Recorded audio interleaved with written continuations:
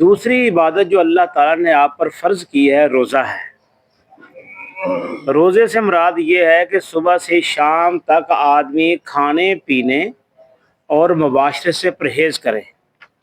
یہ ہوں تھوڑے مسئلے بھی یہ آتے ہیں، غور کرو گے یہ تھوڑے مسئلے بھی آ گئے۔ مسئلہ پہلا کیا آیا کہ روزہ ہے تو روزے جی کی کرنا نہیں تو ہی نہیں کرنا، مباشرت نہیں کرنی، کھانا پینا تو منع کیتا گیا۔ روزے سے مراد یہ ہے کہ صبح سے شام تک آدمی کھانے پینے اور مباشرت سے پرہیز کرے۔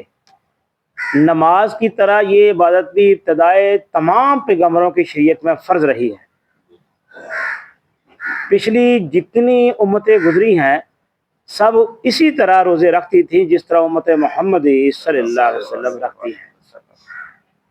البتہ روزے کے احکام اور روزوں کی تعداد اور روزے رکھنے کے زمانے میں شریعتوں کے درمیان فرق رہا ہے۔ کامن مشترک چیز کی رہی کہ روزہ ساریاں امتیں رکھ دیا سن، ٹھیک ہے جی، تمام شریعتوں کے اندر روزے فرض سن، تو صرف تعداد دے حد تک فرق سی، تھوڑا جہا اتنے تھلے سن، بس کسی دے کوئی زیادہ سن کسی دے کم سن۔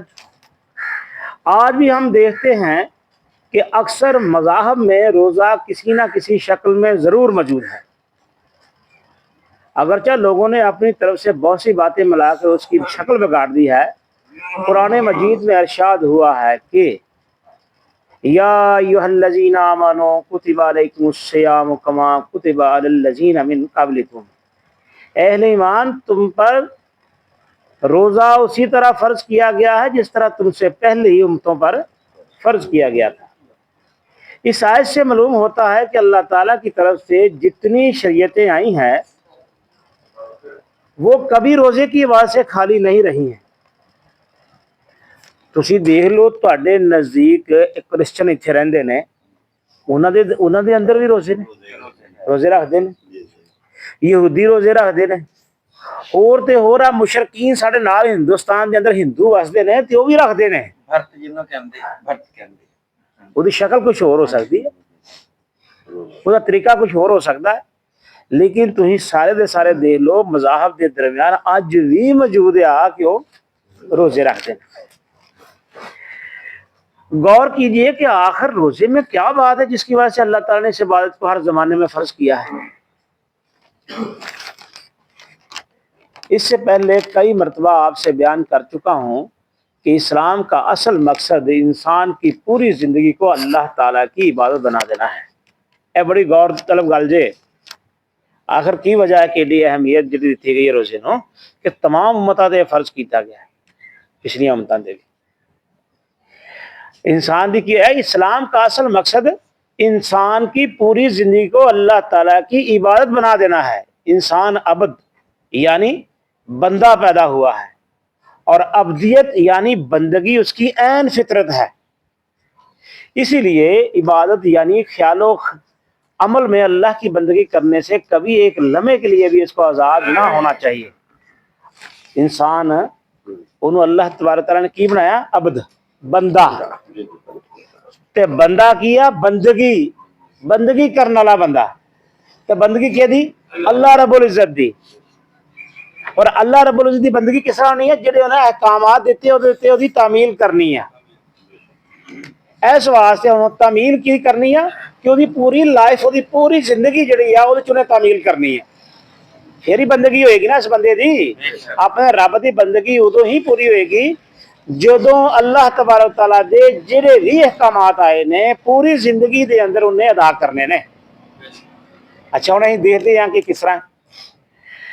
اسی لیے عبادت یعنی خیال و عمل میں اللہ کی بندگی کرنے سے کبھی ایک لمحے کے لیے بھی اس کو آزاد نہ ہونا چاہیے۔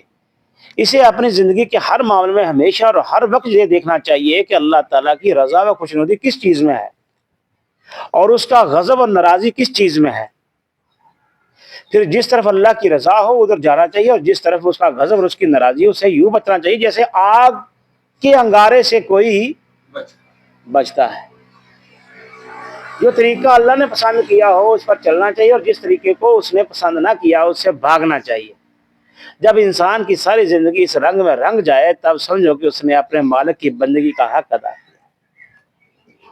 یہ لمحہ لمحہ دیا، آئے لفظ آیا نا ایک تو یہ پیچھے ہم پڑھے آیا ہے خیال و عمل، خیال و عمل تواڈے خیالات دے اندر بھی اللہ دی بندگی آنی چاہیے کہ یار میں جو سوچتا پیا کیا اس عین مطابق سوچتا پیا کہ جو اللہ رب العزت دے احکامات نے، پھر اس کے اوپر میں عمل کرتا پیا ہے ہن کیا وہ مطابق ہی ہے یا عمل کرن جا رہے ہیں تو وہ مطابق کرتا پیا ہے؟ گویا کہ وہ ایک ایک لمحہ جڑا ہے نا خیالات دے حوالے نا اور عمل دے حوالے نا انہیں کی کرنا ہے، وہ چیز دیکھنا کہ کس اللہ دی رضا خوشنودی ہے اور کس اللہ تبارک تعالیٰ غضب اور ناراضگی آندی ہے، یہ پھر تے اللہ تبارک تعالیٰ دی بندگی دا حق اس بندے نے ادا کر دیتا ہے۔ آگے اللہ نے فرمایا اور وما خلقت الجن والانس الا لیعبدون، پھر یہ منشا پورا ہو گیا ایسا ادعا۔ یہ زاریات دی آیت ہے جس اللہ نے فرمایا میں نے جنوں اور انسانوں کو پیدا اسی لیے کیا ہے کہ وہ میری بندگی کریں،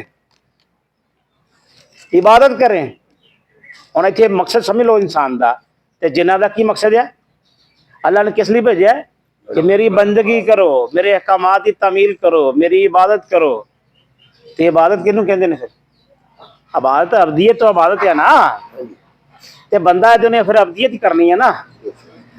تے عبادت ہوئی ہے جڑی اللہ تبارک تعالیٰ نے جڑے جڑے احکامات زندگی گزارنے دیتے نے اور جنہ جنہ دا حکم دیتا ہے اللہ تبارک تعالیٰ نے بھی اے کرنا جے تے اے تو منع ہونا جے، اے ہی عبدیت جے، اے ہی عبادت جے۔ اچھا جی اگلی گل آ گئی کہ یہ بات بھی اس سے پہلے میں بیان کر چکا ہوں کہ نماز، روزے، حج اور زکوٰۃ کے نام سے جو باتیں ہم پر فرض کی گئی ہیں ان کا اصل مقصد اسی بڑی عبادت کے لیے ہم کو تیار کرنا ہے۔ ان کو فرض کرنے کا مطلب یہ نہیں ہے کہ اگر تم نے دن میں 5 وقت رکوع اور سجدہ کر لیا اور رمضان میں 30 دن تک صبح سے شام تک بھوک پیاس برداشت کر لی اور مالدار ہونے کی صورت میں سالانہ زکوٰۃ اور عمر میں 1 مرتبہ حج ادا کر دیا تو اللہ کا جو کچھ حق تم پر تھا وہ ادا ہو گیا اور اس کے بعد تم اس کی بندگی سے آزاد ہو گئے، جو چاہے کرتے پھرو۔ بلکہ دراصل ان باتوں کو فرض کرنے کی غرض یہی ہے کہ ان کے ذریعے سے آدمی کی تربیت کی جائے۔ سمجھ آئی جی؟ نماز پڑھ دے ہو تے ایسے اعتبار نہیں کہ تھی اٹھے جے کھڑے ہوئے جے تے چند کلمات جڑے تھی رٹ لینے وہ ادا کر دیتے تے نماز ہوگی، یا اس دے اندر رکوع چ چلے گئے سجدہ کر لیا تے اس تو بعد سلام پھیریا تے ادا ہو گیا، سارا کچھ معاملہ ہو گیا، چلو جی ہن تے ہی آزاد ہو گئے۔ اسی طرح روزہ ہے، صبح تو شام تک بھوکے پیاسے رہے جو بھی ادا ہو گیا۔ نہیں، پتہ چلتا ہے کہ یہ جڑی عبادات نے یہ انسان دی تربیت واسطے اللہ تبارک تعالیٰ نے نازل کیتیاں ہیں۔ اگر نماز دے نتیجے دے اندر نماز بے حیائی اور برائی سے روکتی ہے، اگر ہی نہیں روک دے فحش حرکات تو یا بے حیائی تو برائی تو گویا ساری تربیت نہیں ہو رہی، نمازاں چ کوئی نقص رہ گیا۔ غور کیتا کدی اسی بددیانتی بھی کریے، بے ایمانی بھی کریے اور نماز بھی 5 وقت ہی پڑھتے چلے جائیے، اور گویا یہ تربیت کی کر رہی ہے، یہ عبادات یہ تہاڈی تربیت کرنے واسطے اللہ تبارک تعالیٰ نے دیتی ہے۔ بڑے میدان چ اللہ تبارک تعالیٰ نے تمہیں جانا ہے۔ اسی سمجھ لیا کہ نماز، روزہ، حج، زکوٰۃ ادا کر لیتے تھے سب کچھ ادا کر لیا، نہیں ایسا نہیں ہے، یہ ساری تربیت کا سامان اللہ تبارک تعالیٰ نے کیتا ہے۔ تھی مشقاں کر دے جے، آپ فوج دے اندر تھی جاندے جے فوج دے اندر تے فوج تانوں کی کراندی ہے؟ تانوں مشقاں کراندی ہے، ڈسپلن سکھاندی ہے۔ تے پھر جڑے ساتھی کوئی فوج چ رہ کے آئے نے واسطے صاحب نوں پتہ ہے کہ پھر وسل اتنے وجدا صبح صبح تے پھر بسترے بھی چک چک کے سٹ دینے تے ستے پے اس طرح اٹھتے ہیں کہ ابھی آواز آ گئی ہے میدان چ نکلنا، پھر نسے چلتے آ، ذرا برابر لیٹ نہیں ہونا، اگر لیٹ ہو گئے تو پھر کی لگنا ہے؟ پٹھو لگنا ہے۔ یہ ڈسپلن سکھایا جا رہا ہے۔ تو کیوں سکھایا جا رہا ہے؟ انہوں نے بڑے میدان چ اتارنا، دشمن دے نال برسرے پیکار کس وقت ہونا ہے، تو پھر ایسا کہ فتح شکار دلانا ہونا، جنگ لڑنی ہے۔ اللہ تبارک تعالیٰ بھی تمہیں میدان چ اتارن تو پہلے تہاڈی تربیت کر رہا ہے، نماز دے ذریعے، روزے دے ذریعے، حج دے ذریعے، زکوٰۃ دے ذریعے، اصل میدان چ اتارنے واسطے۔ اسی اصل میدان یہی سمجھ لیا، نہیں ایسا نہیں، ایتھے سوچن دی غور کرو، آخر روزہ کیوں اللہ تبارک تعالیٰ نے رکھ دیتا ہے؟ پھر بلکہ دراصل ان باتوں کو فرض کرنے کی غرض یہی ہے کہ ان کے ذریعے سے آدمی کی تربیت کی جائے اور اس کو اس قابل بنا دیا جائے کہ اس کی پوری زندگی اللہ کی عبادت بن جائے۔